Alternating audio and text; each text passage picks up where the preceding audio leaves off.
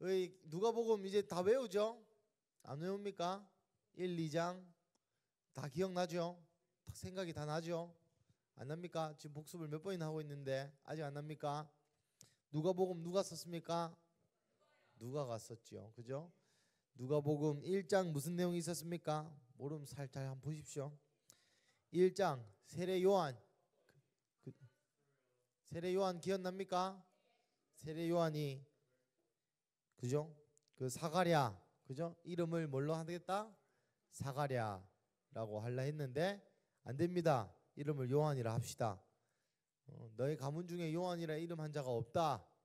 그런데 사가랴 말고 요한 하겠습니다라고 했을 때 입이 열렸죠. 사가랴의 입이 그죠? 사가랴는 대제사장이었고 믿음이 있는 사람이었으나 이 요한의 잉태에 대해서 거부했지만 15살이었던 마리아는 내 주의 여종이오니 주의 뜻대로 이루어지리다. 기억납니까? 그러고 나서 누구한테 갑니까? 일어나서 어디로 산골로 가는데 그 산골에 누가 살았을까요? 토끼? 친구? 같은 소리 하고 있네. 엘리사벳이 살았죠. 그래서 엘리사벳이 보자마자 한 달도 안 된 그 무슨 채 수정체를 합니까? 그 엠브리오라 하죠. 영어로는. 그거를 느끼고 뭐라고 고백합니까? 바로 그렇죠. 내 주의 어머니다. 이 메시아다. 그럴 성령의 감동이 받아서 그런 얘기를 하죠. 다 기억납니까? 나만 기억납니까? 그래서 마리아가 그 말을 듣고 찬가를 하죠. 내 뱃속에 있는 분이 예수님이시다. 쭉쭉쭉 복습하는 겁니다. 그다음에 엘리야네 세례 요한이 나오고 사가랴가 예언을 하고 2장에는 누가 나옵니까? 예수님이 나옵니다. 그죠? 예수님이 말밥통에서 태어나시죠. 그죠? 말밥통. 근데 예수님이 말밥통에서 안 태어났으면 어떻게 돼? 그죠? 메시아가 아니온 거예요. 예수님이 말밥통에 태어나야지만 그 동방박사와 세 사람들이 예수님인 것을 확인할 수 있었고 그 확인함을 통해서 마리아의 신앙이 더 증진될 수 있었고 그 믿음으로 예수님을 모셨다. 그리고 나서 예수님이 정결 예식 난지 며칠 만에 7일 7일 하고 이제 8일째 남지 8일 만에 정결 예식을 하는데 정결 예식을 하러 갔는데 누가 있었습니까? 그죠? 시므온이라 하는 자가 뭐 하고 있었습니까? 아니지. 시므온이라는 자가 모르면 봐라. 모르면 뭐라고? 조은이 캠핑 갔다 왔네. 조은이 캠핑 갔다 왔네. 자, 시므온이라는 자가 뭐 했다고요? 예수님의 오심을 기다리고 있어. 시므온이 성령의 그 위에 계시고 성령의 지시를 받아서 성령에 붙잡힌 자 시므온이 때마침 그때 갔는데 때마침 그때 누가 있었습니까? 예수님. 7일 된 아기인 예수님. 이거를 보고 시므온이 뭘 봤다? 예수님을 봤다. 여러분 저 7일 된 아기 요만합니다. 이제 손바닥만 합니다. 손바닥보다 크나? 태어나오면 뭐 예수님 몇 킬로로 나왔는지 모르겠지만 한 뭐 3킬로로 나왔다 쳐도 7일 만에 한 3.5킬로 정도 되셨다 칩시다. 그 아기를 보고 그죠? 난지 7일 된 아기를 보고 예수님이 내가 메시아다 소리도 안 했는데 시므온이 그걸 보고 메시아인 줄 알았다 했죠. 그죠? 그리고 또 나중에 84살 된 누구? 안나라는 사람이 한나의 이름의 뜻이 뭐라고? 그렇죠. 한나라 하는 한 여선지자가 84살 먹었는데 뭘 했다? 금식을 했다.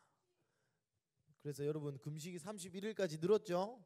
84살 밑으로는 다 하십시오. 알겠죠? 84살 위로는 안 해도 됩니다.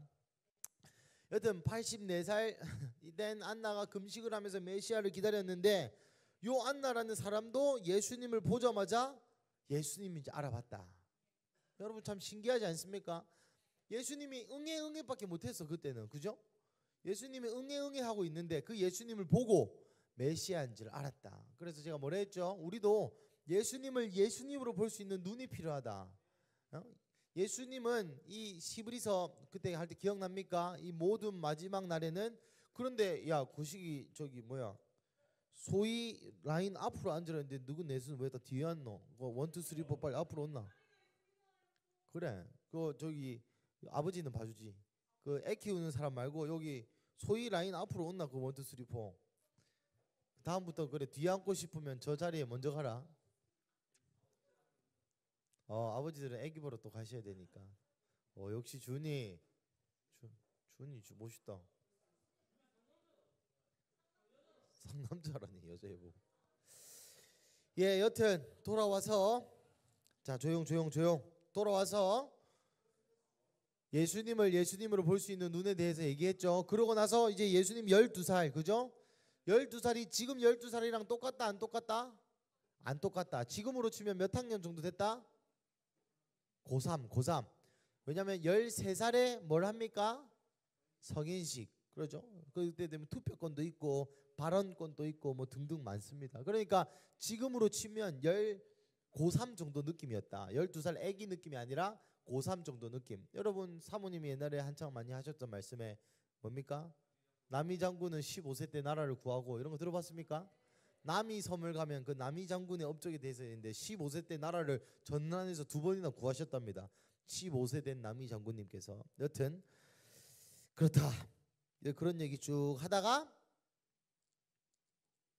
지금 몇 장까지 했습니까? 2장 12살에 예수님이 예의 없이 그죠? 여자여 그죠? 여자여를 안 했고 내 왜 찾았습니까? 그죠? 그런 얘기를 했죠. 쭉쭉쭉 넘어가고 3장에 무슨 얘기가 있었습니까? 저번 주죠. 예수님 세례받기 아니고 요한까지 했네요. 그죠? 저번 주에 이런저런 얘기했죠. 회개에 대해서 얘기를 했죠. 회개가 뭐다? 생각을 바꾸다. 그리고 회개의 열매가 뭐다? 합당한 열매를 맺으려 했다. 그죠? 그러면서 그 사람들을 엄청 비난했죠. 요한이 누구들을 지옥을 피하려고 받는 게 아니고 회개에 합당한 열매를 맺는 게 중요하다. 회개에 합당한 열매를 맺지 않으면 그거는 뉘우침이지 회개가 아니다. 뭐 그런 얘기 쭉쭉쭉 했고 그러고 나서 실제로 그럼 우리가 어떻게 해야 되겠습니까? 할 때 예수님이 요한이 뭐라고 답변했대고 군인 세리 얘기하면서 돈에 대한 얘기를 했죠. 그때 당시에 세리는 도급제 월급이 있었다 없었다? 없었다. 군인은 월급이 200만 원이었지만 자기 많다고 마일 사료값, 자기 밥값, 무기값 이런 건 다 하면 사실은 빵원이었다. 그래서 강탈하고 이런 거를 통해서 월급을 했고 세리도 그 적정된 세율 넘게 부과한 게 자기 몫이야. 그 사람들에게 그걸 하지 말라는 말은 뭐야? 거지로 살아라 라는 말이었다. 그런 실제적인 예시를 회개에 합당한 열매에 대한 예시를 돈으로 자극적인 표현으로 돈으로 예수님께서 요한이 얘기를 했다. 그죠? 기억납니까? 네, 그리고 쭉쭉쭉 해서 오늘 본문입니다. 21절, 21절도 안 했네 생각부터. 21절, 22절부터 해봅시다. 21절, 22절. 자, 21절부터 이제 시작합니다. 자, 정신 차리시고 21절, 22절 시작. 백성이 다 세례를 받을세 예수도 세례를 받으시고 기도하실 때 하늘이 열리며 성령이 비둘기 같은 형체로 그 위에 강림하시더니 하늘로부터 소리가 나기를 내 사랑하는 아들이라 내가 너를 기뻐하노라 하시니라. 아멘. 이거 나중에 뒤에 거랑 붙여서 얘기하겠습니다. 23절부터 38절까지는 따라해보시다. 예수님의 족보. 예, 성경을 좀 읽은 사람이라면 요 족보를 뭐 많이 봤을 겁니다. 근데 요 족보가 마태복음 1장에도 족보가 나오죠. 예수 그리스도의 족보니라 이러저러 나오죠. 그거랑 이거랑 달라. 뭐가 다른지 모르겠죠. 안 읽어봐서. 읽어봤는데도 집중을 안 해서 읽었으니까 모르겠죠. 많이 다릅니다. 그 표 하나 띄워 주십시오. 상민상 그 표 한 개 띄워 주십시오. 예. 예수님 마태복음의 족보와 누가복음의 족보는 상당히 다릅니다. 아직까지도 신학적인 난제에 있습니다. 역시 주은이, 주인이 자, 한번 보겠습니다. 마태복음은 14대 손으로 곱하기 3에서 42개의 이름이 나와요. 그런데 오늘 본문에는 하나님과 여기 요셉까지 포함해서 예수님까지 포함해서 57명의 이름이 나옵니다. 그런데 더 대박인 거는 이름이 달라. 왠지는 나도 몰라. 그 왠지에 대해서 짧게 설명하고 넘어가겠습니다. 이름이 아예 달라. 그러니까 다윗 밑으로, 자 오늘 본문 31절 읽어보세요. 31절. 누가복음 3장 31절 읽어보세요. 시작. 성경이 있어야 되는 성경책 없는 사람 어디 건너? 없죠. 자 성경책 꼭 들고 누가복음 3장 31절 읽어보세요. 시작. 그이는 멜레아요, 그이는 멘나요, 그이는 마따다요, 그이는 나단이요, 그이는 다윗이요. 자 다윗 밑에는 누구야 그러면? 나단. 마태복음 두드려 맞는다. 마태복음 1장 6절 한번 읽어보세요. 마태복음 1장 6절. 시작. 자 여기에 다윗의 후손은 누구로 나와 있습니다. 마태복음에서는 솔로몬. 여기서는 누구로 나와 있습니까? 나단. 나단이 그 밧세바의 셋째 아들입니다. 총 하면은 9째 아들이고 밧세바의 셋째, 솔로몬이 넷째야. 총 하면은 10번째 아들이고 뭐라고? 그러니까 다윗이 아들이 10명이었다고.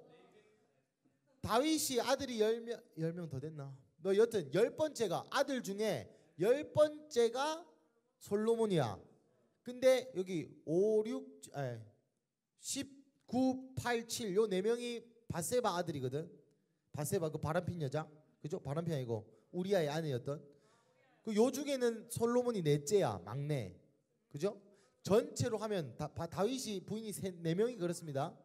그러니까 셋째가 나단이야. 그러니까 솔로몬 1살 형님. 그죠? 기억납니까? 솔로몬 1살 형님이 요 나단이다.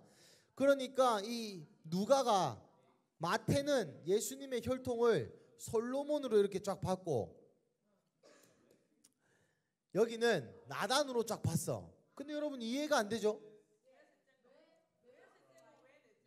그렇죠. 그건 난 모르지. 누가한테 나중에 천국 가면 물어봐요.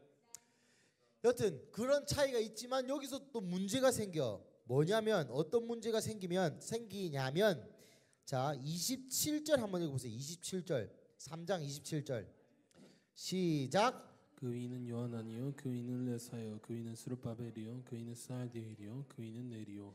그래 쭉쭉쭉 오는데 스룹바벨과 스알디엘이라는 말이 나오죠. 스룹바벨과 스알디엘 보입니까?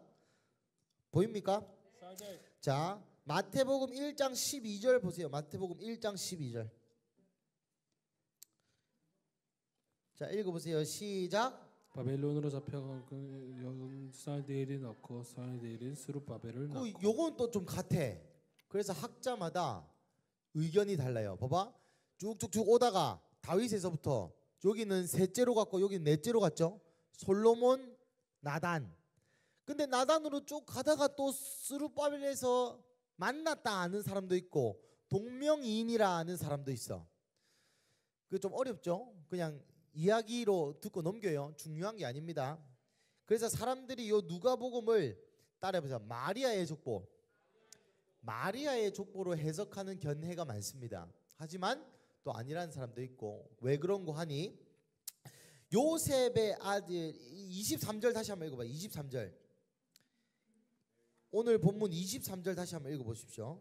시작. 예수께서 가르치심을 시작하실 때인 30세쯤 되시니라. 사람들이 아는 대로는 요셉의 아들이니 요셉의 위는 헬리요.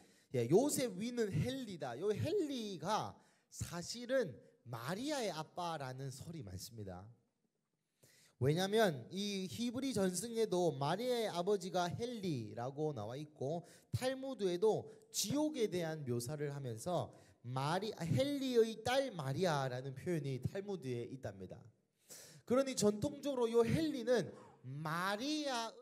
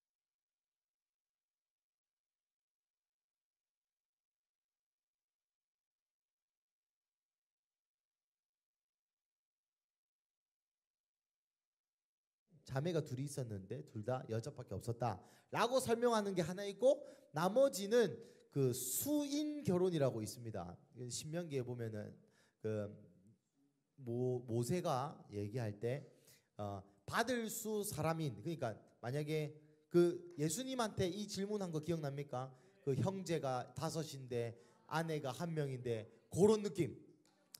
그렇죠, 그렇죠. 그래서 요 헬리가 사실은 뭐였다. 그 요셉이 이제 남편이 있죠, 그죠? 요셉이 남편이더래요. 미안. 요셉이 남자죠.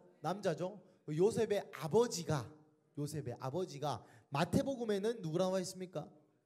요셉의 아버지가 마태복음에 누구 나와 있습니까? 보세요. 요셉의 아버지가 마태복음에 누구 나와 있습니까? 요셉. 네, 요셉의 아버지. 요셉의 아버지는 야곱이 죽고 새아빠였을 거다. 야곱의 형제 중에 한 명인 헬리였을 거다라고 추정하는 사람도 있습니다. 여튼 요랬든 저랬든 뭐 요거에 대한 문제는 아직 신학적인 논쟁이 많다. 왜냐하면 여기부터 하나님부터 여기까지 57명이나 이름이 나오는데 여기는 42명밖에 이름이 안 나오고, 그죠? 여기는 마리아의 뭐 계보를 따랐다는 사람도 있고, 이거 봐봐, 뭐 예를 들어서 그 수인 결혼, 그 사람이 바뀌는 그런 교회는 아빠가 2명인 거잖아. 사실 죽은 아빠도 있고 살아있는 아빠도 있고, 그죠? 그런 복잡한 이 프로세스가 있지만 그냥 나는 재밌어서 얘기해 준 건데 별로 다 재미가 없어 하는 눈치군요. 여튼 그런 얘기가 있습니다. 여시됐든 마리아의 혈통을 따랐던 뭐 요셉의 혈통을 따랐던 어쨌든 예수님이 다윗의 뿌리에서 나왔다라고 얘기하고 있는 족보입니다. 더 하고 싶지만 표정을 보니까 더 하면 안 될 것 같아서 38절 한번 읽어보겠습니다. 38절 3장 38절 시작. 그이는 에노스요 그이는 셋이요 그이는 아담이요 그이는 하나님이시니라. 자, 여기 누가복음 보면 상향식으로 올라가겠죠. 옛날에는 아브라함부터 쭉 밑으로 내려왔는데 지금은 여기 예수님부터 하나님까지 올라가고 있어요. 계시록 5장 5절 한번 펴보세요. 계시록 5장 5절. 계시록 5장 5절. 요즘 제가 좋아하는 노래에도 나오는 가사인데 계시록 5장 5절 함께 읽었습니다. 시작. 장로 중에, 자 다시 회창이 찾을 때까지 시작. 유다 지파의 사자 다윗의 뿌리가 이겼으니 그 두루마리와 그 7인을 떼시리라 하더라. 자, 이게 예수님에 대한 설명인데 유다의 사자 이거 많이 봤죠? 근데 다윗의 원래는 뭐 해야 돼? 다윗의 여기는 뿌리인데 원래는 뭘 많이 들었습니까? 다윗의 자손. 다윗의 자손 예수여, 호산나 다윗의 자손 예수여 라고 얘기하잖아요. 계시록에 보면 다윗의 뿌리라고 예수님이 소개되고 있어요. 왜일까? 예수님 먼저라서 좋은 접근입니다. 오늘 본문이랑 방금 읽은 38절이랑 연계해서 생각해봐. 왜 계시록 5장 5절에 예수님을 다윗의 자손이 아니라 다윗의 뿌리라고 얘기할까? 누가복음 3장 38절에 다윗의 뿌리가 누굽니까? 하나님. 다윗의 뿌리가 누구라고? 계시록 5장 5절에는 다윗의 뿌리가 누구라고? 자, 그러면은 여러분 뇌를 써보세요. 도출할 수 있는 결론. 자, A는 C다, B도 C다. 그러므로 A는 뭐다? B다.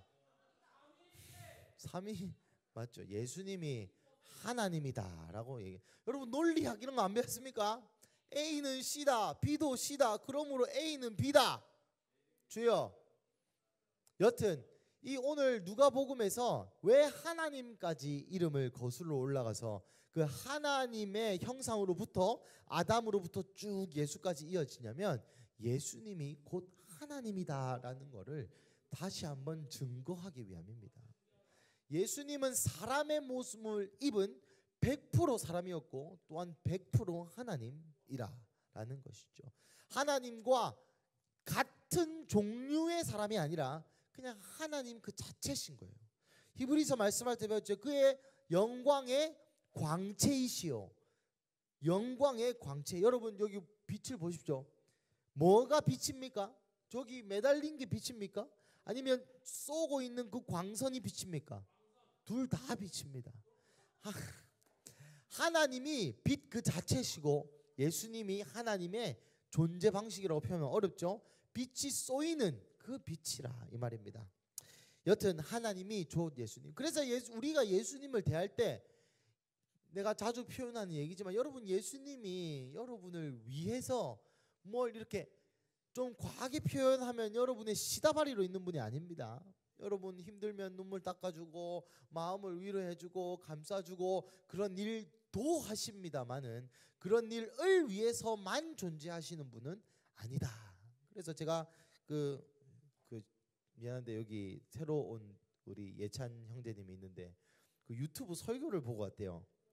그래서 제가 유튜브를 나가는데 좀 신경이 좀 쓰여서 조금 최대한 말을 절제를 하면서 들어야겠다. 그래서 예수님은 우리에게 채통을 내가 또 언제 안 지켰다고 예수님 우리에게 마음을 위로하고 눈물을 닦아주는 그런 분으로 인식하는 것은 굉장히 하나님입니다. 여러분 하나님 신이라고 신. 우리가 기도하는 대상이 그냥 십자가에 달려 죽은 예수님이 아니라 신이라고 신. 여러분 이런 생각 한번 해봤습니까? 우리가 그냥 막 이렇게 방언하고 뭐 예수님이 하는데 우리가 말하는 대상이 우리가 기도하고 찬양을 하는 대상이 신이라니까 신. 여튼 넘어가겠습니다. 4장 요 족보는 여러분 요 정도로 누가복음의 족보랑 마태복음의 족보랑 다르다. 그리고 누가복음의 족보는 두 가지 종류로 해석된다. 첫 번째 마리아의 계통, 두 번째 수인 결혼. 그리고 누가복음의 족보의 특이한 점은 마지막에 하나님을 그 기원으로 삼는다. 다윗의 뿌리다라고 했던 계시록의 말씀과 비슷하게 예수님이 하나님이시다라는 것을 강조하고 있다 하고 넘어가겠습니다. 4장 1절 2절까지 한번 읽어보겠습니다. 4장 1절 2절 시작. 예수께서 성령의 충만함을 입어 요단강에서 돌아오사 광야에서 40일 동안 성령에게 이끌리시며 마귀에게 시험을 받으시더라. 이 모든 날에 아무것도 잡수시지 아니하시니 날수가 다음에 줄이신지라. 자, 3장 21절 22절에 예수님이 세례를 받죠. 예수님이 세례를 받으시고 바로 시험을 받으십니다. 첫 번째 질문, 예수님이 왜 세례를 받으셔야 됐을까? 예수님 죄가 있습니까? 왜 물 세례를 예수님이 받으셨을까? 뭐라고요? 그렇죠. 자, 예수님은 인류의 대표자이시기 때문입니다. 예수님이 세례를 받으셔야 되는 이유가 있어서 세례를 받으신 게 아니라 공생의 공적인 삶, 예수님이 이제 본격적인 구속의 사역을 시작할 때 세례를 받으심으로 시작합니다. 왜냐? 내가 이 모든 사역을 인간을 대신해서 인류를 대신해서 한다라는 공표입니다. 예수님은 아까 말했듯이 죄가 없으신 분이에요. 하지만 세례를 받으셨습니다. 인류를 대표한다라는 것을 드러내기 위해서. 그러면 왜 세례가 인류를 대표하는 겁니까? 세례는 사람을 죄를 대신하는 세례를 받는다라는 말은 내가 죄인이라는 것을 인정하는 것 표현이거든요. 그와 동시에 나는 하나님의 것이다라는 것을 표현하는 인간의 방법입니다. 그러니까 신이시면서 인간이신 예수님이 인간의 모든 그 죄를 대표하여 내가 이제 인간으로 이 땅에서 죽겠다라고 공표하신 장면이죠. 그러고 나서 4장 1절 방금 읽은 거 성령의 충만함을 입어 요단강 세례받고 돌아오사 광야에서 40일 동안 성령에게 이끌리시어 마귀에게 시험 받았습니다. 예수님이 마귀에게 시험을 받았습니다. 여기서 시험은 요 테스트가 아닙니다. 나중에 13절에 나오는 건 테스트인데 요 절에 나오는 건 유혹입니다. 유혹. 시험보다는 유혹이 더. 그래서 성령에 이끌려서 마귀에게 유혹 받으셨습니다. 예수님이. 이 신기하지 않아요? 전 처음 읽을 때. 그죠? 여러분 사탄이 여러분을 유혹합니다. 근데 성령님이 허락하셨다는 거예요. 왜? 여러분, 마귀가 예수님을 이렇게 다이다이 할 수 있는 거는 십자가 이전에 3번 나옵니다. 구약에서도 그 초창기에 한 번 있고 중간에 한 번 있고 마지막에 한 번 있고, 사탄이 하나님한테 뭐 욥 나올 때 나오죠. 그때 완전 창세기 때입니다. 욥이 그때 한 번 나오고, 나중에 역대하에 보면은 한 번 더 나오고, 마귀가 하나님 앞에서 잠수하는 거 마지막에 말라기쯤 돼서 예언서에 한 번 나옵니다. 그러니까 구약의 시대에는 다 사탄이 하나님 앞에 가가지고 얘기를 할 수 있었어. 하나님한테.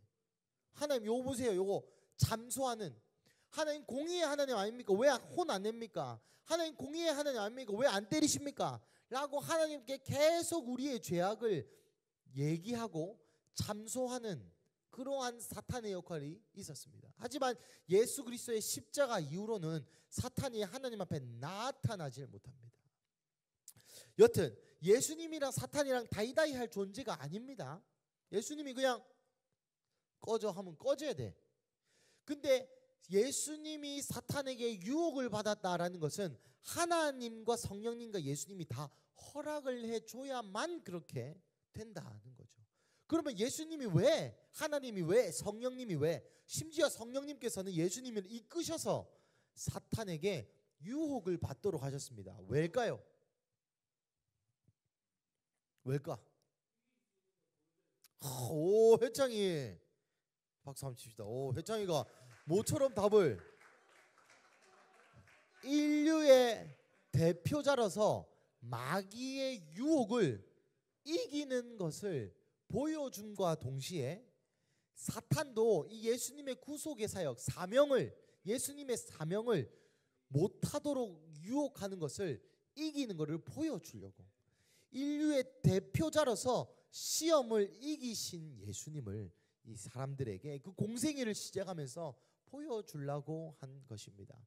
참 오늘 이 본문은 한 몇 시간을 해도 할 수 있는데, 여튼 이 오늘 짧은 이 3가지 질문 엄청 유명하거든요. 하지만 이 안에 엄청 큰 진리, 또 엄청 큰 교훈이 있습니다. 우리 함께 먼저 보겠습니다. 일단 예수님이 아무것도 잡수시지 않고 40일 동안 굶었어. 아무것도라는 것은 물도 포함되겠죠. 물도 먹지 않고 40일을 예수님이 견딘 거야. 그 참 그렇죠. 사람이 아니죠, 그죠? 근데 그 상황에서 마귀가 뭐라고 얘기합니까? 3절, 4절 읽어보겠습니다. 시작. 마귀가 이르되 내가 만일 하나님의 아들이거든 이 돌들에게 명하여 떡이 되게 하라. 예수께서 대답하시되 기록된 바 사람이 떡으로만 살 것이 아니라 하였느니라. 아멘. 여러분, 이게 무슨 의미일까요? 소희씨, 이게 무슨 의미일까요? 뭘 몰라요? 뭐 보고 앉아있는 거 하시나요? 여러분, 이거는 봐봐요. 예수님이 40일 동안 굶었어. 여러분, 금식할 때 하루만 안 먹어도 뭐가 생각납니까? 막 이 배고픔이, 예수님이 생각납니까? 금식할 때? 저는 이틀씩 2번 했는데 나는 진짜 너무 힘들었어. 돼지가 되고 나서 또 금식을 하려니까 배고픔이 더해지더라. 여튼 무슨 소리 하는지 모르겠지만, 금식을 40일 동안 하신 예수님에게 돌을 떡으로 만들라는 이 마귀의 내용은 그냥 배고프니까 요거 먹어, 요런 단편적인 내용이 아닙니다. 자, 따라해 봅시다. 우선순위에 관한 얘기예요. 40일 동안 굶은 예수님에게 떡을 만들어라는 거는 먼저 돈 벌어라 하는 거예요. 예수님이 왜 이 땅에 왔습니까? 떡 먹으러 왔습니까? 배고파서 밥 먹으러 왔습니까? 예수님 왜 놀러 왔습니까? 예수님 왜 이 땅에 오셨습니까? 여러분과 우리의 죄를, 인류의 모든 죄를 감당하시기 위하여 왔죠.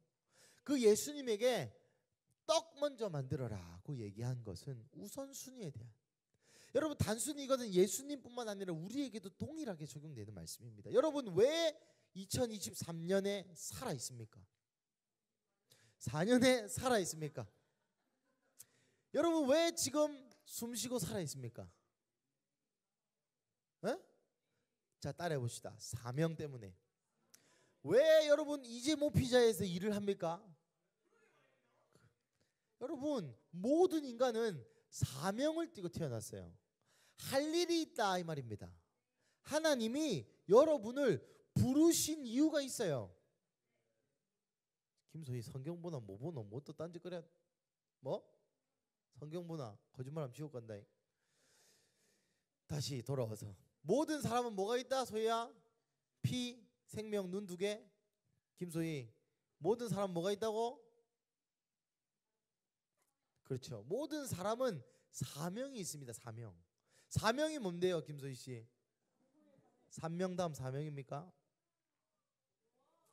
오명 전에 사명입니까?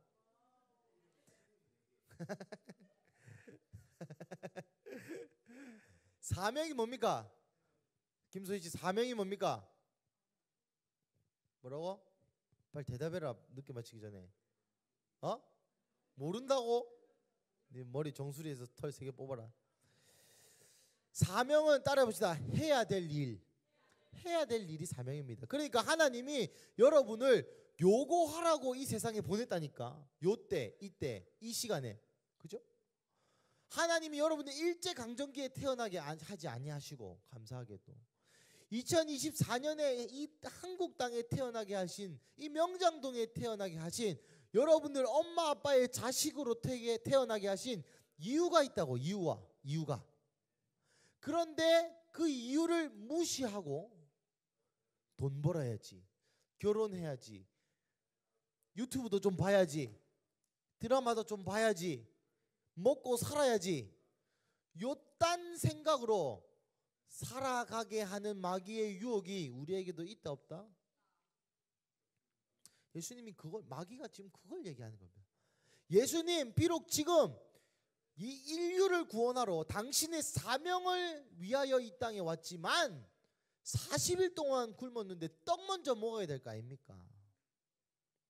사역하는 것도 좋고 직장 가는 것도 좋고 하지만 효도 먼저 해야지. 다 좋지만 먹고는 살아야지 라고 얘기하는 거와 똑같다는 것이죠.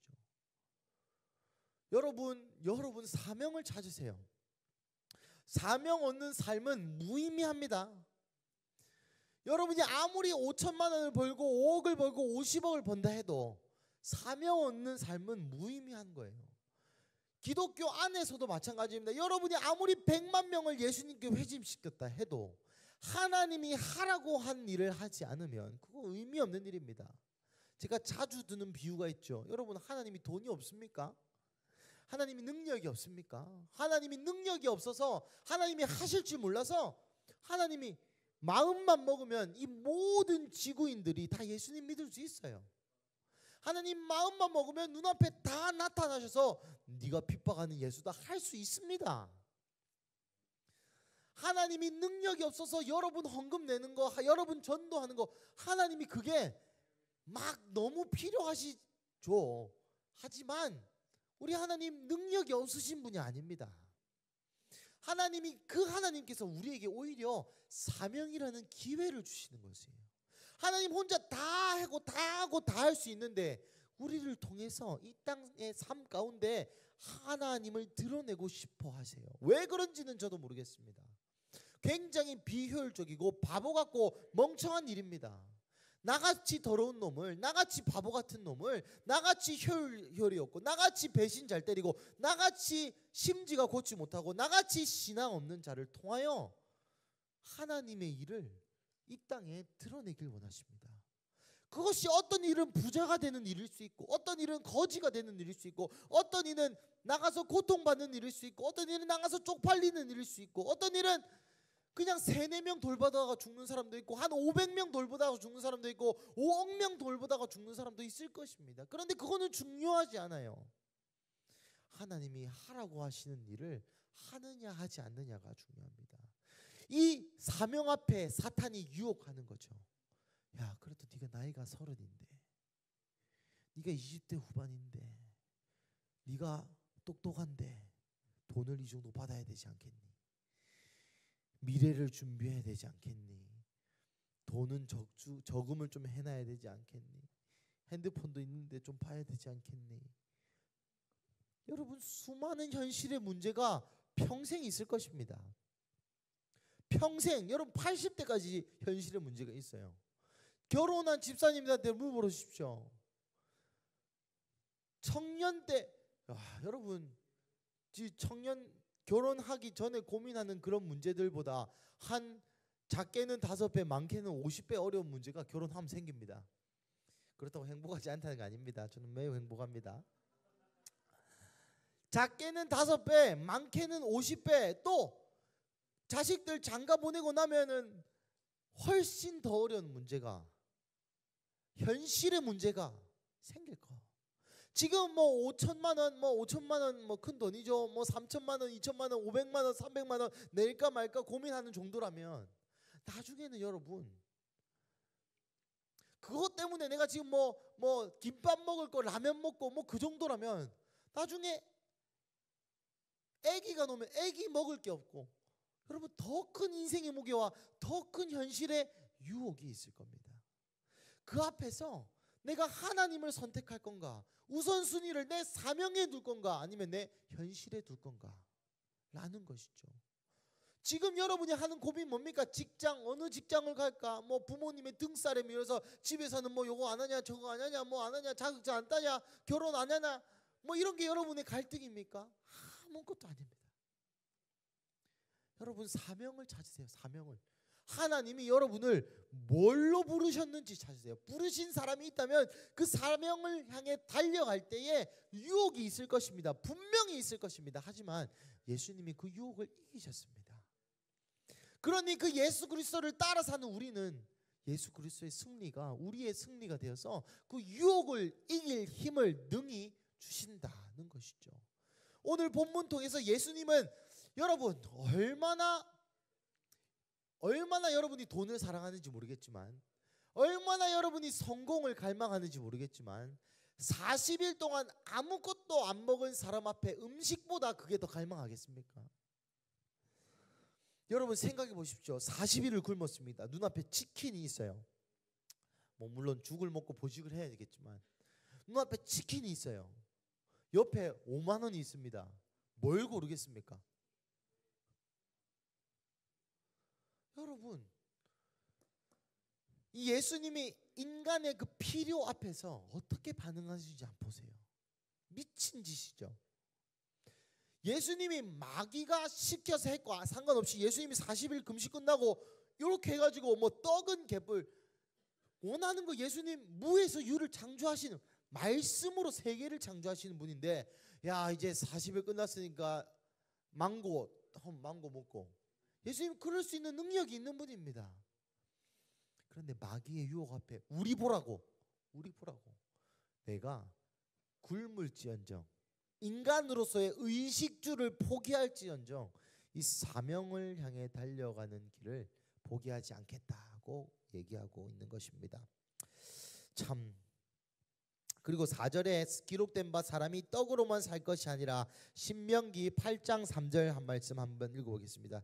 신명기 8장 3절 말씀 8장 3절 말씀 신명기 8장 3절 말씀 신명기는 저기 마태복음 옆에 있죠.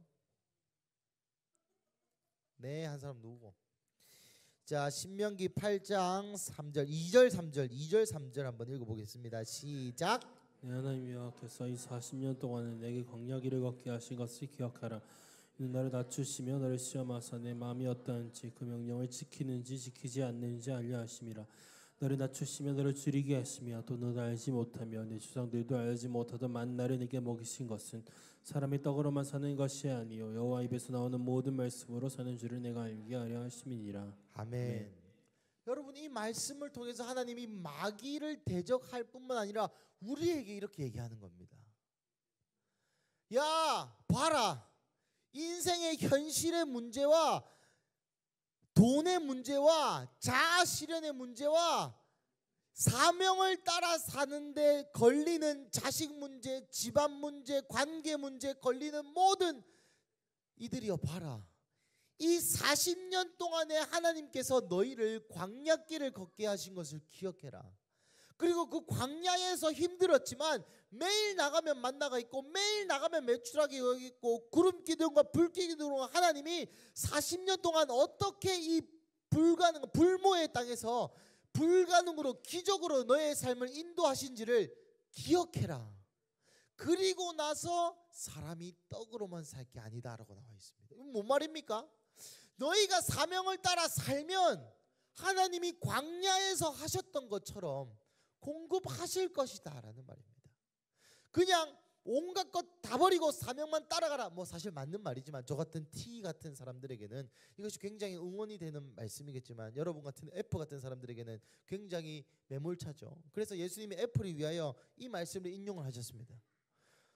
하나님의 사명을 따라 살면 40년 동안 광야에서 내가 너희를 먹인 것처럼, 그 떡을 먹인 것처럼 너희에게도 먹이리라 라고 사탄 앞에서도 하나님의 신실하심을, 물론 이 신명기 8장 말씀을 인용했긴 하지만 이 출애굽에서 하나님이 이스라엘에게 역사하셨던 말씀을 사탄에게도 우리에게도 선포하시면서 사명을 따라 사는 자들에게 이 모든 것을 더하신다라고 하나님 이야기하고 있는 것입니다.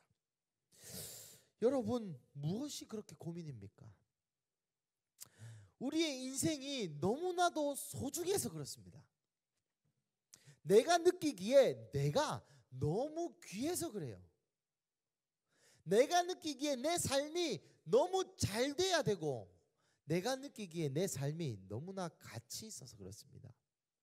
근데 요즘 제가 밀고 있는 말이 있죠. 우리의 인생은, 우리 좌우를 보면서 이렇게 했어요. 네 인생은 아무것도 아니다. 너무 감정을 실어서 하지 말고 여러분의 인생은 아무것도 아닙니다. 뭐 너는 특별하단다. 맞죠. 근데 개소리입니다. 여러분, 우리의 인생이 특별합니까? 안 합니다. 뭘 특별합니까? 뭐 대통령 할 사람 있습니까? 있어도 안 특별합니다. 왜요? 인간의 삶은 성경이 표현하는 바 먼지와 같기 때문입니다. 그런데 우리의 인생은 특별합니다. 왜요? 예수님이 계시기 때문에. 우리의 인생이 특별한 유일한 이유는 우리가 하나님의 형상을 닮았고 예수님이 우리 안에 있기 때문에 특별합니다. 여러분, 이 몸뚱이가 뭐가 특별합니까? 이 세상에 80억 개나 있는데 이 몸뚱아리가 뭐가 특별합니까? 저는 그 말마다 뭐 80억 명의 각기 각색의 특색 웃기고 있네. 눈 두 개, 코 하나, 입 하나, 머리털 다 똑같습니다. 80억 명. 생각하는 거 뭐 거진 비슷합니다. 그죠? 뭐 다 고집 있고 다 성깔 있고 다 자기 먹고 싶은 거 있고 맛있는 거 좋아하고 다 똑같습니다. 여러분, 인간이 특별한 이유는 우리가 하나님의 형상을 닮았고 예수님이 우리 안에 계시기 때문에 그렇습니다. 그 예수님이 우리 안에 거하실 뿐만 아니라 우리와 함께 동역하고 사역하고 이 땅에서 하나님의 나라를 우리를 통해 드러내기 위하여 우리의 인간이, 하지만 우리 연우는 특별하죠. 우리의 인간이 특별하다는 것이죠.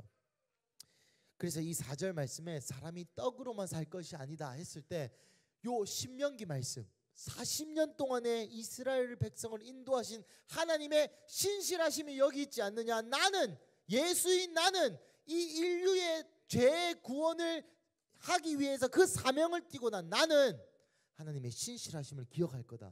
그리고 나 40일 굶었지만 눈앞에서 떡 안 만들 거고 나는 사명을 향해 달려가겠다 라고 예수님이 인류를 대표하여 하시는 말씀입니다. 김소희 앞으로 나온다. 맨 앞으로 나온다. 뭐 계속 신경 쓰요. 여기 맨 자스민 앞으로 오세요. 빨리 오세요. 오늘 안 끝나겠다. 어쩌노? 빨리. 진짜 앞으로 온나. 자, 계속해서 가보겠습니다. 5, 6, 7, 8절 시작. 마귀가 또 예수를 이끌고 올라가서 순식간에 천하만국을 보이며 이르되 이 모든 권위와 그 영광을 내가 네게 주리라. 이것은 내가 네게 넘겨준 것이므로 내가 원하는 자에게 주노라. 그러므로 내가 만일 네게 절하면 다 네 것이 되리라. 예수께서 대답하여 이르시되 기록된 바 주 너희 하나님께 경배하고 다만 그를 섬기라 하느니라. 아멘. 자, 요것은 무슨 시험이냐? 그 하기 전에 사진 하나 띄워주시죠. 사진. 그 두 번째 사진. 예, 여기가 시험산입니다. 시험산. 예수님이 여기서 마귀랑 요 대화를 나누.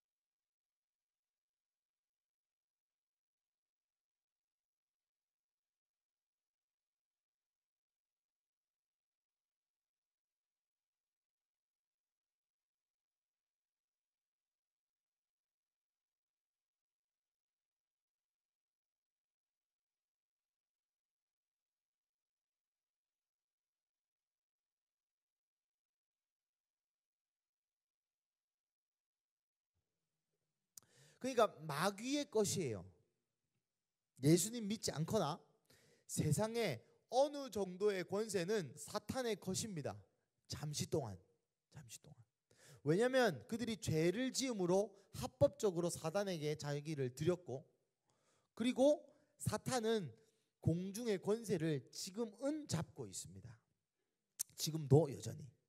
하지만 우리 같은 예수 믿는 자가 있는 공간, 시간, 육체, 돈 가운데는 사탄이 터치할 수 없죠. 왜요? 예수의 그리스도의 보혈과 그 이름의 능력 때문에 그렇습니다. 그런 예수님에게 사탄이 이렇게 얘기하는 거죠. 이 모든 권위와 영광을 줄게. 이게 무슨 말이냐? 예수님은 이미 영광과 권위가 있습니다. 근데 사탄이 요 인간들의 모든 영광과 권위를 예수님에게 줄게 라는 표현은 어떤 표현이냐? 따라해 봅시다. 방법의 유혹. 여러분, 예수님의 십자가를 이 단편적으로 이해하면 그냥 매달려 죽고 끝입니다. 제가 누누이 말하죠. 예수님이 두드려 맞아서 아프신 게 아닙니다. 물론 아프셨겠죠. 예수님보다 바울이 5배 더 맞았습니다. 그러면 바울도 죄를 구원할 수 있습니까? 예수님이 두드려 맞아서 우리의 죄를 구원하신 게 아닙니다.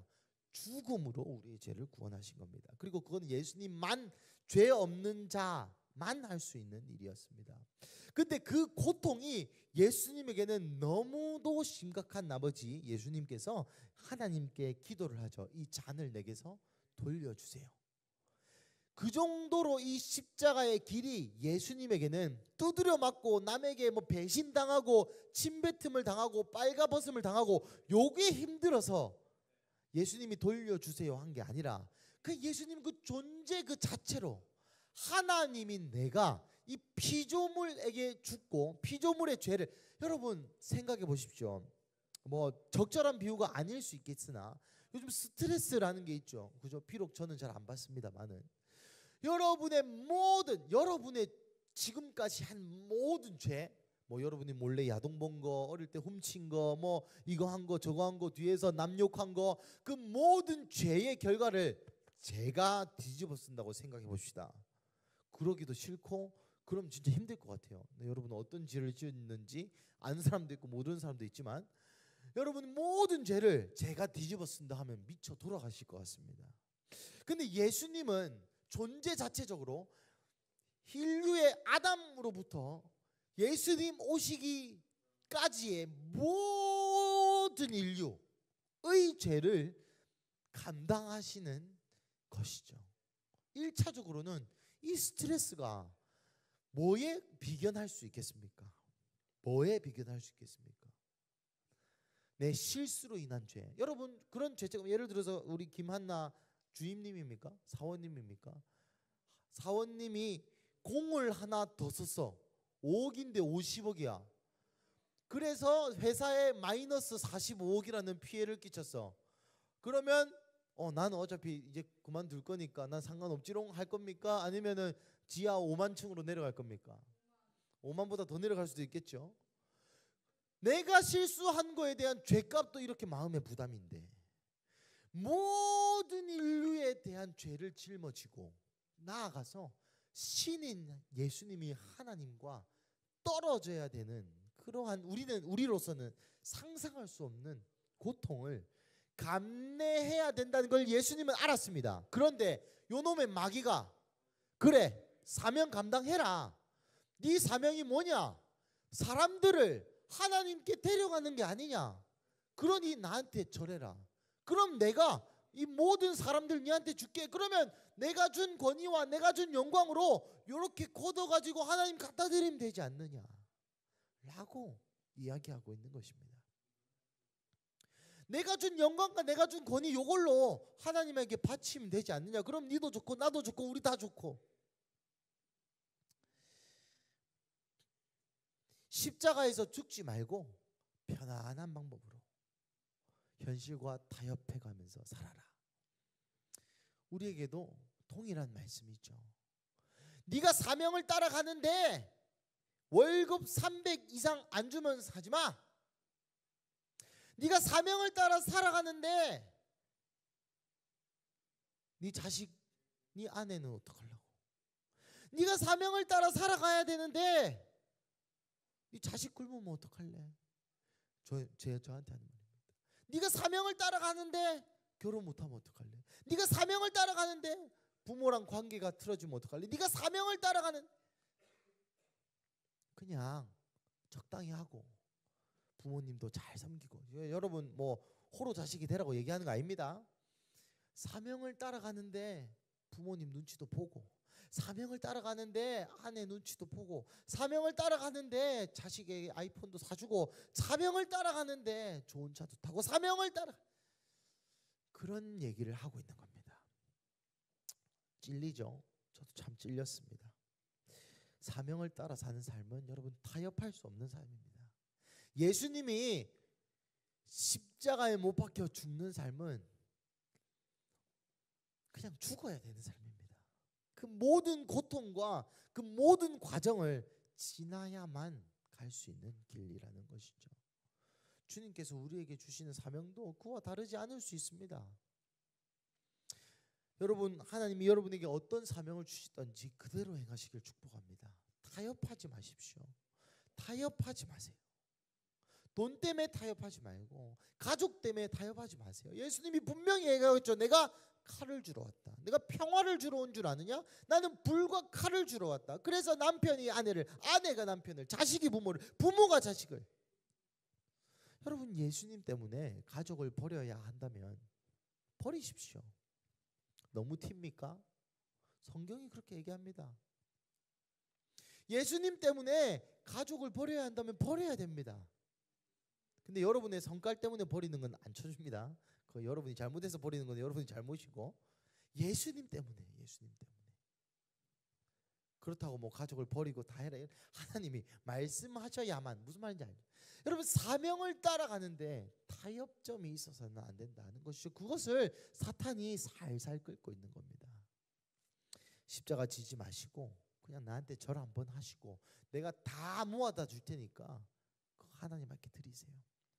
그 앞에 예수님이 또 신명기 6장 13절 신명기 말씀으로 선포하십니다. 신명기 6장 13절 함께 읽어보겠습니다. 신명기 6장 13절 시작.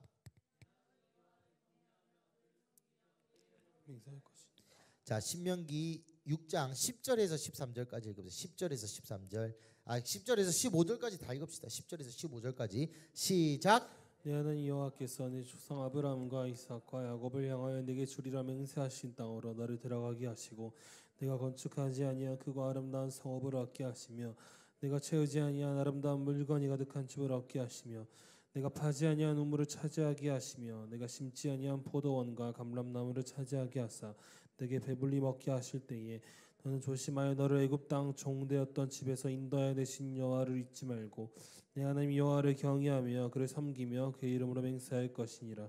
너희는 다른 신들 곧 내 사면에 있는 백성의 신들을 따르지 말라. 너희 중에 계신 너희의 하나님 여호와는 질투하시는 하나님이신즉 너희 하나님 여호와께서 내게 진노하사 너를 지면에서 멸절시키실까 두려워하노라. 아멘. 여러분, 성경을 보실 때는 문맥이 너무 중요합니다. 그러니까 제가 이제 여기 우리 소희가 있죠. 야 소희야, 내가 너 죽여버린다 했을 때는 살인 예고가 아니죠. 그죠? 제가 야 김소희 너 죽는다 이럴 때는 내가 너를 죽일 다잉 메시지 혹은 뭐 다잉 메시지 아니고 살인 예고가 아닙니다. 그죠? 제가 소희랑 얘기하다가 야 너 죽는다 이럴 때는 예, 내 말을 좀 들어주렴 이런 얘기죠. 그죠? 내 말을 좀 들어주렴. 그렇게 하지 않으면 너가 큰일 날까 내가 심히 걱정된단다. 뭐 이런 표현이죠. 그죠? 맞습니까? 실제 살인 예고입니까? 가끔 뭐 그런 마음도 있긴 있습니다만은.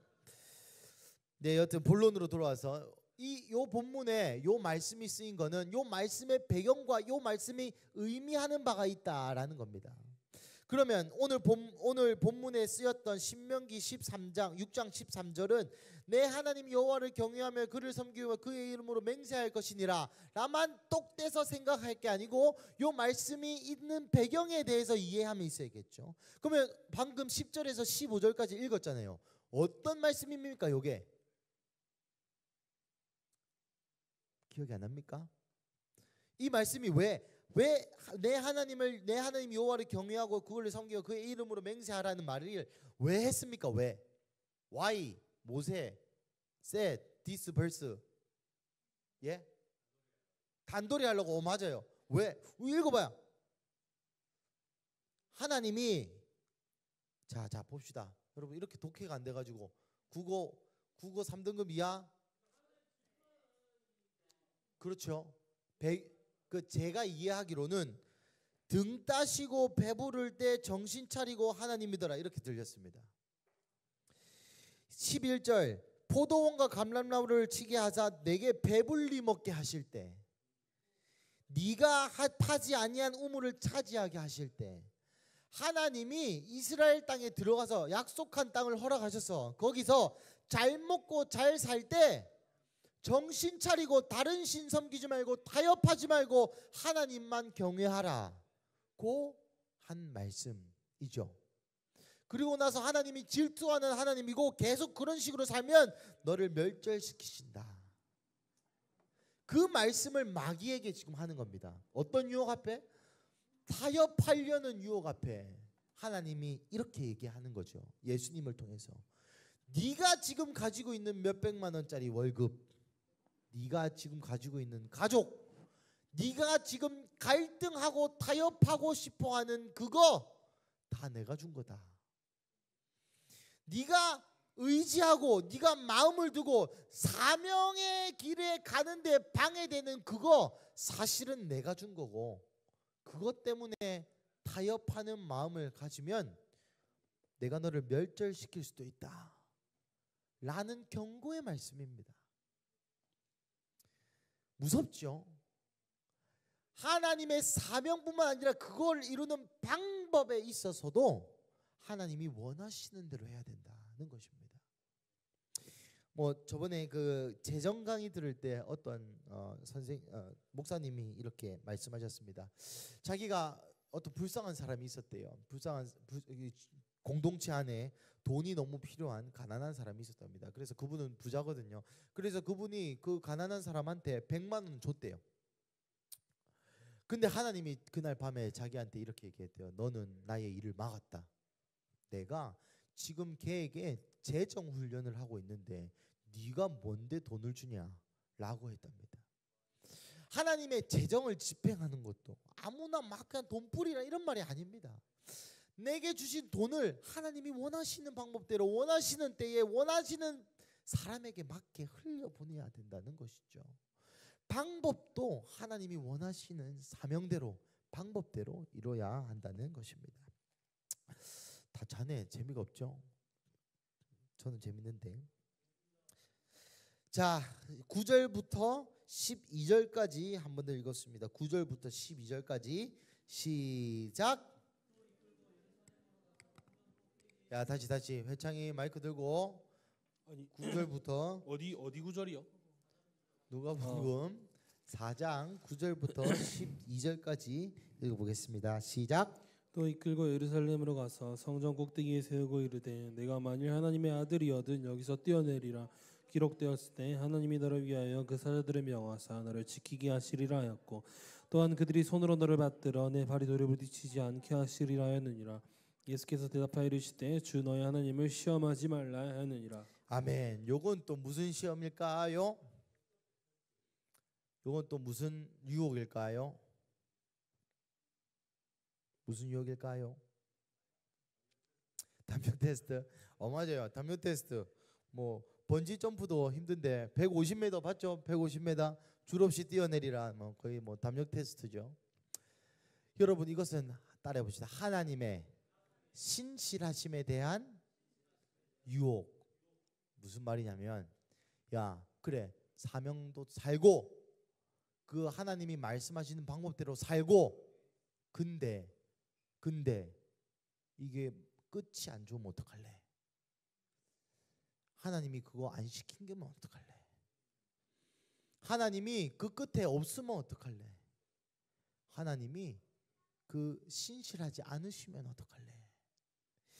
여러분 오늘 마귀도 여러분 그래가지고 예수님이 계속 두 번이나 말씀으로 신명기 말씀으로 마귀를 물리치죠. 그랬더니 마귀도 약간 열받았는지 자기도 말씀으로 예수님 공격합니다. 자기도 말씀으로 기록되었으되 10절 11절 이게 둘 다 91편 시편 91편에 나오는 말이거든요.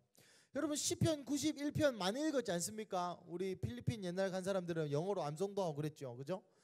여러분 시편 91편은 어떤 시편이냐면 하나님의 말씀대로 살아가는 사람들에게 있는 복을 적은 말씀입니다. 다시 시편 91편이 어떤 말씀이냐면 회장이 뭐라고? 내가 뭐라 했냐고 너 물어봤다. 아닙니다라고 안 했는데 하나님의 말씀으로 살아가는 사람들에게 하나님이 이런 복을 주신다 라고 적은 게 91편 말씀입니다. 뭐 심심하니까 한번 읽어볼까요? 시편 91편 우리 마음에 선포하면서 읽어보겠습니다. 시편 91편 이건 참 좋은 성경입니다. 시편 91편 시작. 지존자의 전능자의 그늘 아래 사는 자여 나는 여호와여 향하여 말하기를 그는 나의 피난처여 나의 요새여 내가 의뢰하는 하나님이라 하리니 이는 그가 너를 새 사냥꾼의 올무에서와 심한 전염병에서 건지실 것이미로다. 그가 너를 그의 깃으로 덮으시리니 내가 그의 날개 아래에 피하리로다. 그의 진실함은 방패와 손방패가 되시나니 너는 밤에 찾아오는 공포와 낮에 날아드는 화살과 어두울 때 퍼지는 전염병과 밝을 때 닥쳐오는 재앙을 두려워하지 아니하리로다. 1000명이 내 왼쪽에서 10,000명이 내 오른쪽에서 엎드러지나 이 재앙이 내게 가까이 하지 못하리로다. 오직 너는 똑똑히 보리니 악인들의 보응을 내가 보리로다. 내가 말하기를 여호와는 나의 피난처시라 하고 지존자를 너의 거처로 삼았으므로 화가 내게 미치지 못하며 재앙이 내 장막에 가까이 오지 못하리니 그가 너를 위하여 그의 천사들을 명령하사 내 모든 길에서 너를 지키게 하심이라. 그들이 그들의 손으로 너를 붙들어 발이 돌에 붙이지 아니하게 하리로다. 내가 사자와 독사를 밟으며 젊은 사자와 뱀을 발로 누르리로다. 하나님이 이르시되 그가 나를 사랑한즉 내가 그를 건지리라. 그가 내 이름으로 한즉 내가 그를 높이리라. 그가 내게 간구하리니 내가 그에게 응답하리라. 그들이 환난 당할 때에 내가 그와 함께하여 그를 건지고 영화롭게 하리라. 내가 그를 장수하게 함으로 그를 만족하게 하며 나의 구원을 그에게 보이리라 하시도다. 아멘. 요 성경은 아까 말했죠. 요 아까 1, 2번 사명에 따라 살고 그 사명에 대한 방법도 타협하지 않고 그렇게 잘 살아가는 사람들에게 하나님이 요런 복을 주신다. 근데 사탄이 또 유혹하는 거죠. 하나님 그 복 안 주시면 어떡할래? 야 뛰어내려 봐라. 하나님 그러신지 한번 보자. 아니면 어떡할래? 그리고 두 번째 두 가지로 해석할 수 있습니다. 하나님의 그 신실하심, 하나님의 약속에 대해서 의구심이 들게 만들고 두 번째 당연하게 여기는 거예요. 야 네가 그렇게 사명자고 타협도 안 했으면 네가 뛰어내리면 하나님이 받아줘야지. 그런 교만, 유혹.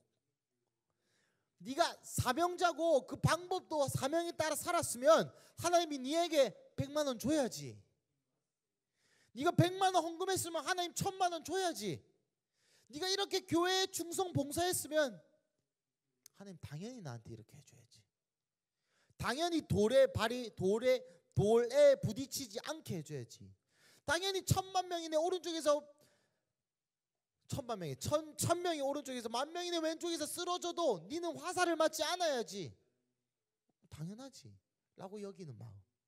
그리고 실제 그렇게 살아갔을 때 그렇게 안 되면 어떡할래? 라고 인간으로서의 유혹. 여러분 이 말씀 앞에, 이 유혹 앞에 우리는 다니엘과 세 친구의 믿음이 필요합니다. 니느웨 사람들처럼, 여러분 요나서 설교 들었습니까? 수요일 날 우리가 회개할지라도 회개를 결정하신 분은 하나님이다. 우리가 불에 빠질지라도 구원해 주실지 말지는 하나님이 결정하신다. 우리가 할 것은 우리가 들은 음성, 타협하지 않는 신앙으로 비루하게 살아가는 거다 라는 믿음의 고백을 예수님이 하신 것입니다. 말씀을 마무리하겠습니다. 사랑하는 가족 여러분, 이 말씀을 들으면서 어떤 마음이 드십니까? 사실 우리는 이 3번으로도 못 갑니다. 사명이 똑바른 사람이 있습니까? 있겠죠. 그러면 그 사명으로 가는 길에 여러분 타협하지 않으십니까? 자녀와 자식을 버릴 수 있습니까? 돈을 버릴 수 있습니까? 여러분 왜 삽니까? 우리는 왜 살까요? 사명을 따라 살아야 되는데 우리의 사명은 어디에 있습니까? 하나님이 돈 벌라 하셨습니까? 돈 버세요. 그게 사명입니다. 근데 하나님 다 돈 벌라 했습니까? 하나님 여러분 뭐 하라고 부르십니까? 오늘 설교를 통해서 우리 청년교회에게 제가 부탁하는 한 가지가 있다면 적어도 왜 사는지는 우리가 알았으면 좋겠어요. 뜬금없는 그냥 하나님의 나라가 임하소서가 아니라, 그러면 어떤 하나님의 나라가 어떻게 나를 통해서 지금이라도 어떻게 임해야 될지 생각하고 고민해 보세요. 저는 매우 현실적인 사람입니다. 예, 물론 돈도 벌어야 되고 일도 해야 되고 직장도 가져야 되겠죠. 하나님이 말씀하시면 하나님이 원하는 직장에 하나님의 방법대로 갈 것입니다. 돈을 많이 받건 작게 받건 중요하지 않아요. 내가 잘 벌어먹고 살건 못 벌어먹고 살건이 중요하지 않다는 것입니다. 이 고백을 하는 저도 가끔은 떨립니다. 왜? 지킬 게 너무 많거든요. 내가 만약에 하나님이 거지가 되라 하셔서 거지가 될 것입니다. 하지만 우리 아들이 못 먹고 자라는 건 가슴 아프겠죠. 물론 뭐 돈 많이 버는 분들이 도와주시겠죠. 여러분 제가 기초수급 대상자였을 때도 하나님이 많이 도와주셨습니다. 여러분 돈 때문에 로마서 말씀 기억납니까? 히브리서 말씀 기억납니까? 돈을 사랑하는 마음이 우리의 생활 방식이 되지 않게 하라고 이야기합니다. 제가 왜 돈 거리냐면 우리의 인생에서 겪는 고난이 돈 말고는 없어요. 사실 그렇습니다. 인간관계, 돈, 요 두 개 아닙니까? 근데 요거 두 개가 우리의 인생의 큰 부분을 차지해서는 안 된다는 겁니다. 어떻게 하면 내 사명이 뭔지 모르는 사람들은 기도라도 좀 하세요. 하나님 내가 뭘 때문에 살아야 됩니까? 내가 무엇을 해야 됩니까? 하나님께 묻고 그대로 사는 겁니다. 아 이거 하면 몇 백만이 남고 몇 천만 원이 남고 이거 하면 누구가 어떻게 되고 뭐 어떻게, 그런 게 중요한 게 아닙니다. 사명을 찾으시고 사명이 있으신 분은 타협하지 마세요. 타협이란 말은 안 된다고 내 입에서 얘기하는 그 모든 게 타협입니다. 아, 어떻게 그래? 하나님 갑자기 남자친구랑 헤어지라 합니다. 어떻게 그래? 하나님 갑자기 여자친구랑 헤어지라 합니다. 어떻게 그래? 하나님 갑자기 직장을 그만두라 합니다. 내 자식 새끼가 셋인데 어떻게 그래? 하나님 갑자기 요 직장 그만두고 더 많이 받는 직장 가라 할 때는 할렐루야 땡큐베리 감사죠. 근데 중요한 건 더 못 받고 더 비루하고 더 남루한 곳에 주님 우리를 보내실 때가 문제인 겁니다. 그때 타협하지 마십시오 여러분. 그리고 여러분 매일의 삶에서 타협하지 마십시오. 말씀 좀 읽고 올리세요. 어떤 사람이 저에게 이런 반문을 했습니다. 자기는 매일 큐티를 하는데 올리기가 좀 그래서 안 올린다. 그런 사람 인정. 이게 올리라는 이유는 일말의 성경을 볼 수 있는 양심의 가책을 부여하기 위함이지. 여러분 이거 안 올리고 매일 큐티 하는 사람들은 열심히 하세요. 괜찮습니다. 근데 올리라고 잔소리하는 이유는 요 올려야 된다는 생각을 조금이라도 해야 조금이라도 말씀을 보니까 얘기하는 겁니다. 다시 본론으로 돌아와서 여러분 첫 번째 사명을 찾고 그 사명대로 우선순위를 바꾸지 마세요. 여러분이 이 세상에 40일 금식하고 음식을 먹어야 하는 예수님처럼, 돈을 벌어야 하는 우리의 인생처럼 돈을 벌기 위해 사는 존재가 아닙니다. 잘 되기 위해. 여러분, 또 좀 새는데 요즘 그 쇼펜하우어라는 철학자가 뜬답니다. 그 사람 책이 많이 팔리고 그 사람 책이 많이 읽히고 좀 소위 말해 좀 힙한 회사에서는 뭐 그 책을 전시도 하고 뭐 필독 도서로 넣기도 하고 그런답니다. 그 염세주의자거든요. 뭐 인간은 고통의 연속이다. 뭐 고통을 받아들여야 된다. 막 그런 게. 여러분이 세상에 그런 유행하는 철학, 돈 아무 의미가 없습니다. 100년 동안 여러분 편하고 행복하게 살 수 있습니다. 그건 맞아요. 근데 여러분 영원의 삶에서는 아무 의미가 없는 얘기입니다. 근데 이걸 아는데 우리가 그렇게 살지를 못하죠. 그게 오늘 본문이 얘기하는 두 번째 타협입니다. 그래도 좀 까오가 좀 있어야지. 그래도 좀 돈은 좀 벌어야지. 말씀을 마치겠습니다. 사랑하는 여러분, 그래서 첫 번째 사명을 가지십시오. 왜 사는지 모르고 살아가는 인생만큼 답답한 인생, 왜 사는지 모르고 살아가는 인생만큼 불쌍한 인생 없습니다. 두 번째 사명을 발견하셨다면 오늘 예수님이 받은 유혹처럼 우선순위를 정하십시오. 사명이 여러분의 삶의 우선입니다. 그 사명이 육아입니까? 육아를 성심성의껏 하십시오. 그 사명이 사업입니까? 사업을 성심성의껏 하십시오. 돈이 아닙니다. 돈은 절대로 우리의 사명이 될 수 없습니다. 그 사명이 봉사입니까? 봉사하시고, 전도입니까? 전도합니까? 기도입니까? 기도하시고. 그리고 그 사명을 따라가는 길에 두 번째, 그 방법도 주님이 원하시는 방법이어야 합니다. 주님이 내 삶을 통해서 무언가를 보이고자 한다면 내 삶이 다른 사람 앞에서 뻘거벗은 채로 있어야 되는 것이라 할지라도 그 방법으로 해야만 한다는 겁니다.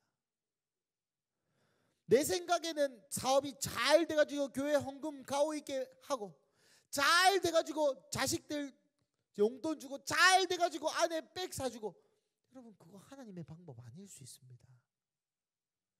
잘 돼가지고, 내가 생각하기에 잘 돼가지고, 여러분 어쩌면 하나님이 여러분의 인생을 60대까지 정말 거지같이 못 살다가, 하지만 하나님을 사랑하는 마음으로 하나님이 여러분 80대에 여러분 부르실 수도 있습니다. 모세가 그렇지 않습니까? 모세가 80세에 부름을 받았습니다. 여호수아는 93세에 부름을 받았습니다. 여러분 여전히 오늘 이 복음은, 여전히 예수님의 삶은 우리에게 새로운 관점, 새로운 눈, 새로운 인생을 제시하고 있습니다. 그 인생은 우리가 이전의 세계에서 보았을 때에는 비루하고 남루하고 비참한 인생일 수 있겠으나, 그것이 복음의 삶이요, 그것이 복음서의 삶이요, 그것이 예수님이 유혹을 이기셨던 삶입니다. 여러분, 전 어제 이 설교를 읽으면서 또 준비를 하면서 그런 생각이 들었습니다. 여전히 예수님의 생각과 내 생각이 너무나 다르구나. 저는 돈을 많이 벌어서 LED 헌금도 여러분에게 말하지 않고, 제가 뭐 3천만 원 여기 있습니다, LED 바꾸십시오. 저희 비움새 학교도 지금 갈 곳을 찾고 있는데, 제가 뭐 몇 억이 있어가지고 건물을 사가지고, 야 얘들아 쫙 해라, 그렇게 저는 폼 내고 가오 잡고 싶습니다. 근데 하나님 저에게 그만큼 돈을 아직 안 주시는 이유는 그 방법이 아니기 때문이겠죠. 하지만 저는 그러고 싶어요. 오늘 본문에서도 제가 예수님이었으면 좋은 게 좋은 거지. 내가 여러분의 인생을 사서 하나님께 드릴 수 있다면 사탄에게라도 절할 수 있다. 여러분 그게 희생이라고 세상에선 가르치지 않습니까? 예수님처럼 사는 사람들을 우리는 고집스럽다 표현합니다. 과하다 표현합니다. 그 정도까지 해야 되냐 표현합니다. 현실을 모른다 얘기합니다. 애를 안 키워봤다 얘기합니다. 자식이 2명이 아니라 얘기하고 3명이 아니라 얘기하고 4명은 안 기어봤다 얘기하고 네가 내 상황이 안 돼봤다 얘기하고 너는 내 아픔을 모른다 얘기하고 내 상황이 되어보지 않는다 얘기하고 너는 나처럼 살지 않았다 얘기합니다.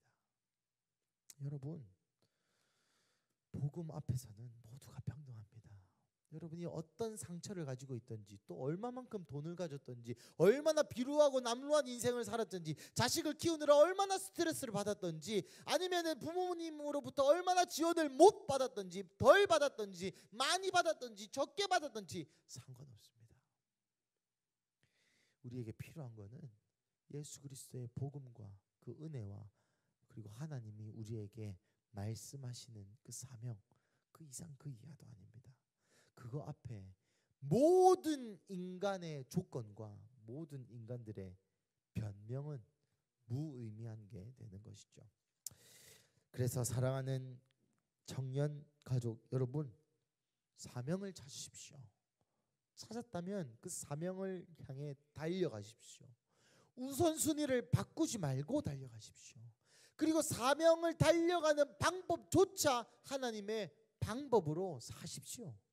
그리고 그 하나님의 약속을 의심하지 마십시오. 그것이 오늘 사단과의 씨름에서 성령님이 예수님의 공생의 일을 이끄시는 방법이었습니다. 우리의 인생도 이렇게 이끄시기를 축복합니다. 여러분, 사명을 따라 살지 않는다면 하나님이 여러분을 망하게 하시기를 축복합니다.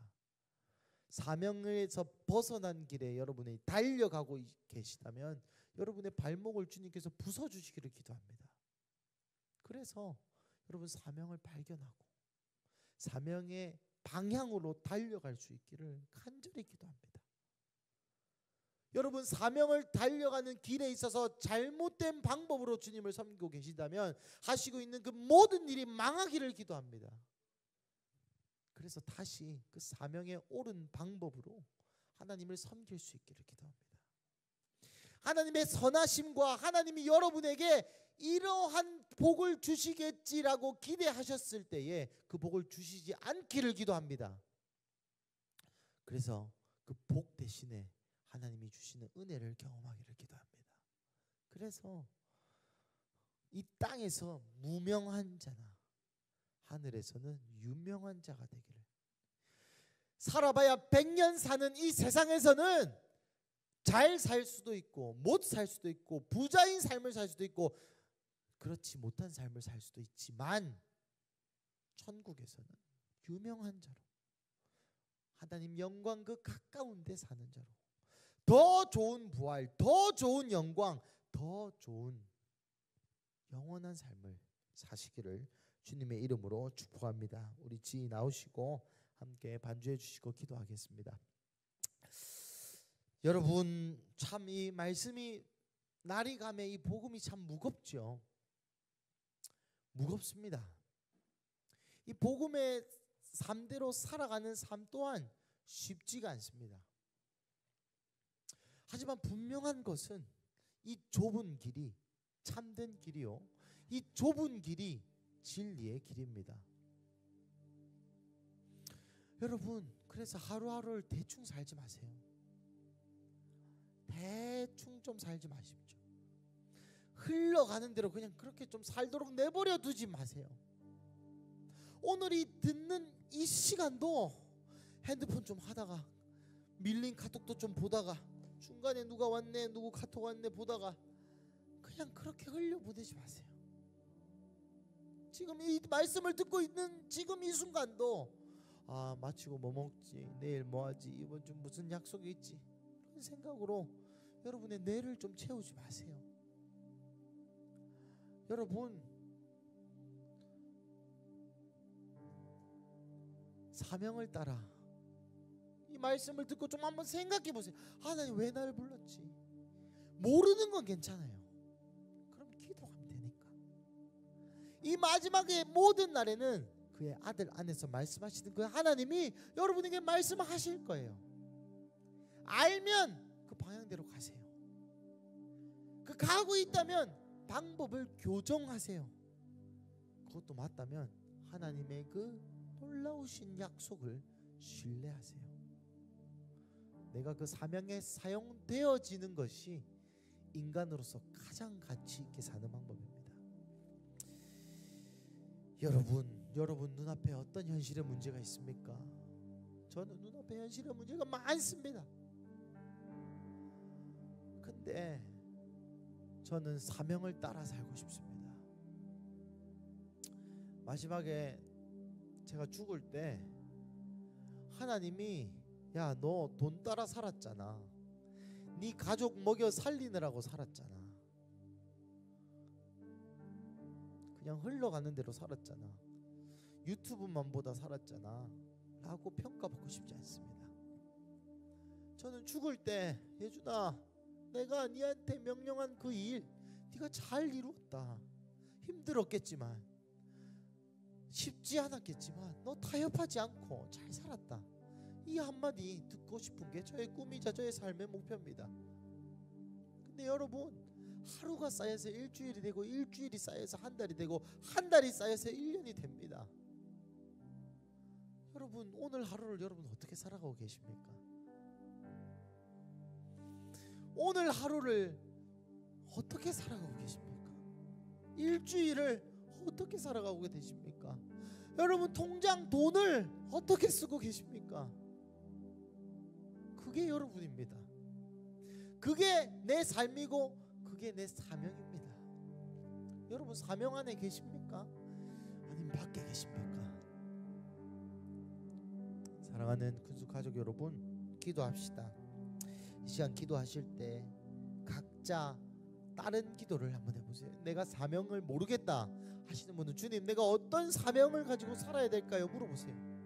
사명 안에 계시지만 눈앞에 자식, 돈, 직장 이런 게 밟히십니까? 명예, 부, 권력 이런 게 밟히십니까?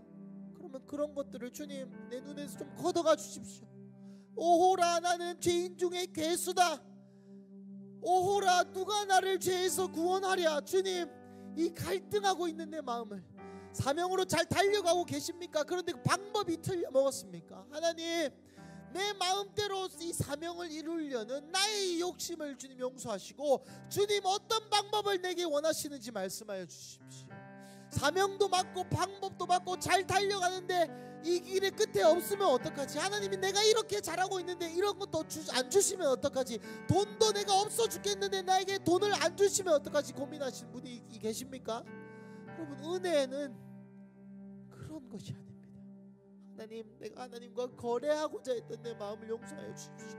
내가 이 정도 헌금하고 이 정도 기도하고 이 정도 사명을 섬기고 이렇게 힘들게 열심히 살았으면 주님이 내게 당연히 보상하셔야지. 여러분, 제가 올 초에 시편 말씀으로 여러분들께 나눠드렸죠. 우리의 유일한 기업과 유일한 재산과 유일한 소득은 하나님 그 한 분 자체십니다. 하나님을 사용해서 성공하려는 여러분들 망하게 되십시오. 하나님을 사용해서 자기의 이득을 누리려는 분들 망하게 되십시오. 하나님을 사용해서 하나님의 일을 하려는 분도 잘 안 되길 축복합니다. 하나님의 방법으로, 하나님의 사명으로, 하나님의 뜻에 맞게 우리의 삶을 좀 사용해 주세요. 하나님, 내 이 옹졸한 인생 주님의 사명을 감당하는 데 이용되어지면 그뿐입니다. 그것이 나의 영광입니다. 그런 마음이 있는 자들에게 은혜 위에 은혜가 있기를 축복합니다. 그것이 무엇인지, 그것이 육아면 육아, 사업이면 사업, 자녀에 대한 기도면 기도, 이 시간 각자 우리가 있는 스테이지가 다르다 생각합니다. 이 시간 주님 앞에 반응하면서 함께 기도하시겠습니다. 기도하겠습니다. 사랑하는 하나님, 이 시간 기도합니다. 이 시간 기도하는 것은 사명이 없는 자에게 사명이 부어질지어다. 하나님, 이 시간 오셔서 우리가 무엇을 해야 할지 알려주십시오. 하나님, 오셔서 이 시간 우리가 어떻게 살아야 될지, 무엇을 하고 어떻게 살고 어디로 가야 할지, 이 모든 마지막 때에 그의 아들 안에서 말씀하시는 예수님 말씀하여 주십시오. 우리가 듣겠나이다. 사명이 회복되는 시간 되게 하여 주십시오. 사명을 잃은 자에게는 그 사명이 다시 생각나고 그 사명이 다시 발견되어지는 시간 되게 하여 주십시오. 어떤 이들은 중보자로, 어떤 이들은 예배자로, 어떤 이들은 엄마로, 어떤 이들은 아빠로, 어떤 이들은 사업가로, 어떤 이들은 전도자로, 어떤 이들은 중보자로, 어떤 이들은 예언자로, 어떤 이들은 선지자로, 어떤 이들은 아내로, 어떤 이들은 남편으로 부름받았습니다. 그 부르신 그 자리, 가야 할 그 자리가 무엇인지 주님 우리에게 깨우쳐 주십시오. 사명 안에 있는 자들을 위하여 축복합니다. 그 사명 안에 잘 있게 하시고, 사명 안에 있을 뿐만 아니라 그 사명을 이루는 방법도 하나님의 방법으로, 그것이 내가 하기 싫은 방법이고 십자가의 방법이고 좁은 길이고 멋이 없고 내가 하기 싫은 것일지라도 주님 할 수 있는 용기를 허락하여 주시옵소서. 그리고 또 그 안에 있는 자들을 위해 축복합니다. 하나님의 신실하심을 의심하지 않도록 그들의 믿음을 더하여 주소서. 그것이 우리의 입장에서는 이해되지 않는 나쁜 일이라 할지라도, 그것이 십자가와 같은 죽음의 일이라 할지라도, 그것이 내 사업이 망하고 많은 사람 앞에서 벌거벗겨지고 수치를 겪는 일이라 할지라도, 주님, 나의 수치를 통해서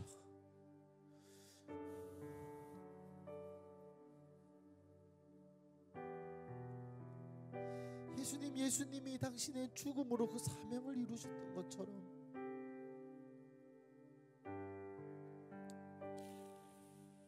주님, 저도 저의 죽음으로 사명을 이루게 하옵소서. 내 재정의 죽어짐과 내 명예의 죽어짐과 우리 가족의 죽어짐과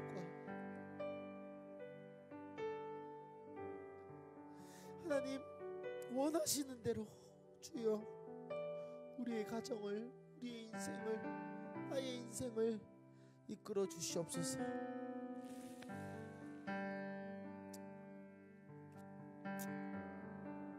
하나님, 하나님께 바쳐진 나의 삶이,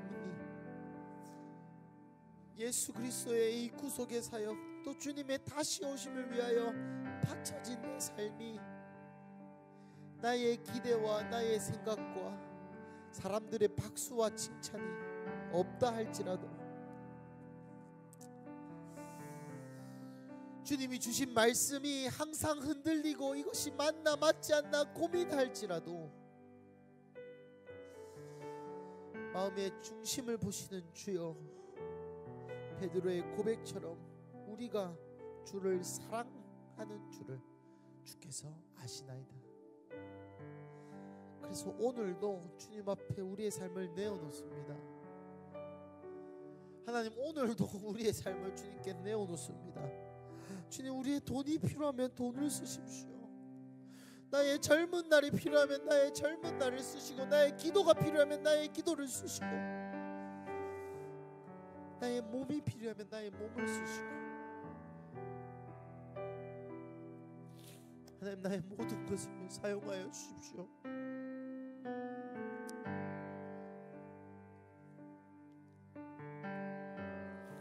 하나님, 나의 모든 것을 사용하여 주십시오.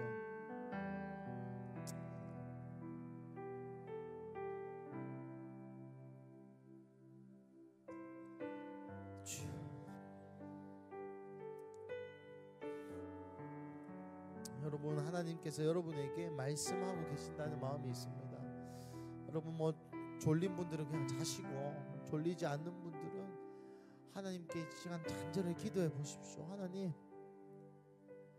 내가 어디로 가야겠습니까? 아내로서의 나의 사명은 무엇입니까? 남편으로서의 나의 사명은 무엇입니까? 엄마로서의 나의 사명은 무엇이고, 아빠로서의 나의 사명은 무엇이고, 사업가로서의 나의 사명은 무엇이고, 청년교회의 일원으로서 내 사명은 무엇이고, 내 인생을 향한 하나님의 사명은 무엇입니까? 주여, 내 결혼의 사명은 무엇이고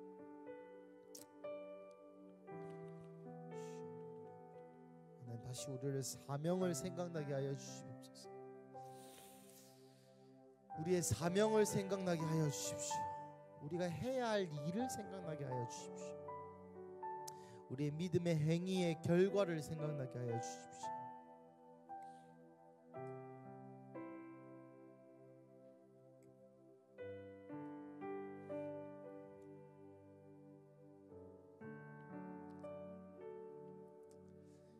제가 기도하겠습니다. 하나님, 우리가 받은 이 사명을 이루는 삶 살게 하여 주십시오. 하나님, 우리의 연약함을 아시는 주여, 우리가 지금 우선순위를 결정하고 지금 죽기를 각오하고 지금 하나님을 신뢰한다 할지라도 우리는 연약한 인간임을 주님 기억하여 주시고, 지금 흘렸던 이 눈물과 지금 느끼는 이 마음의 결단이 우리의 삶에서 나타나게 하여 주시옵소서. 실제로 나의 헌금 생활을 통해, 나의 구제 생활을 통해, 나의 입술의 말을 통해, 내 핸드폰 사용 시간을 통해, 내가 자녀에게 대하는 내 태도를 통해, 남편에게 대하는, 아내에게 대하는 내 태도를 통해, 육아할 때 나의 마음가짐을 통해, 학생으로서 학교에서의 내 삶을 통해, 직원으로서의 삶을 통해 임하여 주시옵소서. 하나님, 지금 자고 있는 회창이와 한솔이 위에게도 동일한 은혜 내려주시고, 하나님, 우리 청년교회가 모두가 다 사명에 따라 살 수 있는, 사명을 따라 걸을 수 있는, 사명으로 살아갈 수 있는 우리 청년교회 되게 하여 주시옵소서. 주님, 감사하고 감사하고 감사합니다. 이 모든 말씀 살아계신 예수님의 이름으로 기도드립니다. 아멘.